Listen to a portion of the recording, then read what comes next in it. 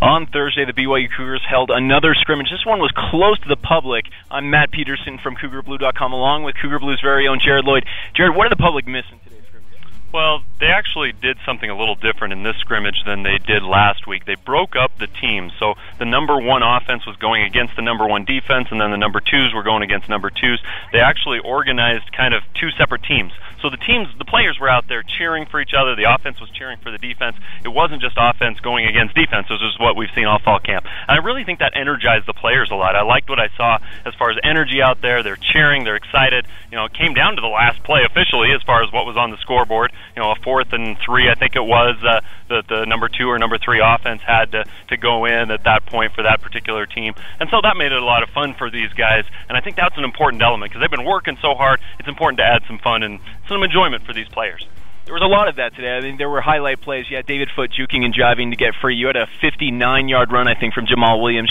And then the defense was making a couple sacks. I think everyone had a reason to be excited today. But what do you think is the biggest reason that maybe didn't stand out as much on the highlight film, but that Cougar fans can be excited about? Well, I actually think it was Adam Hine that had the long run because Williams has been sidelined with an ankle. But Adam Hine had a great game today, which is something we haven't really seen from him. Now, there's been a lot of hype from Hine, and we've kind of wondered, okay, when's he going to kind of break out and be able to really do some things as far as the running game? And that was today. He had some of the longest runs that they've had the entire camp. He was breaking tackles. He wasn't the only guy. David Foote was making plays, like you mentioned. J.D. Falslev had a couple of really nice grabs, and not only that, he run after the catch. That's something that really important in football, to be able to catch the ball and then get upfield, and he did that really nicely today.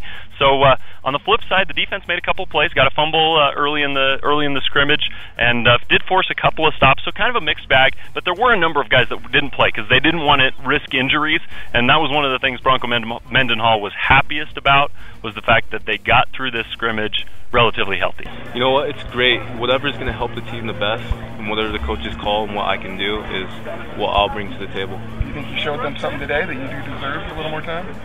I think I did, but as well, I made some mistakes that I shouldn't have, but I'm looking forward to fix those.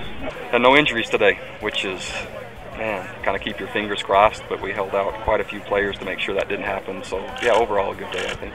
What do you think will change significantly once it's game preparation as opposed to fall camp? I think there's a little more purpose, because the whole idea of fall camp is to prepare for the season, but the season's kind of a nebulous idea. It's this 12-game stretch over the entire fall, 13 with a bowl game, and so that's kind of a different element as opposed to, okay, right now, our main focus is Washington State. That's what we're gearing up toward. That's who we're going to get ready to play. And I think that kind of adds an extra element of, okay, this is a team that's doing the exact same thing. We've got to be ready for Washington State because right now Washington State's getting ready for us.